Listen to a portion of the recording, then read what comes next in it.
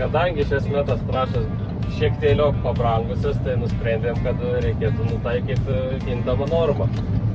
Kadangi laukai ir nevienodi, tai derlingesnės vietos nusprendėm dėti biškį daugiau, ne tik derlingos, biškį mažinti normas azotinių trąšų, tai pagal geokreisto sugeneruoto NDVI žemėlapį, kaip čia parodyt,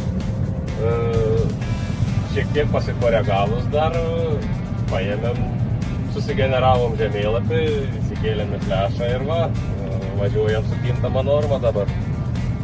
Geruose vietose dedam daugiau trąšos, o ten, kur eilę metų kol naudojam, kur eilę metų nebūtų tie geri derliai, tai ten paprasčiausiai ir mažinam, nes tikriausiai nėra dirvas pakankamai našios, kad galėtų atstoti tą patį derlingumą.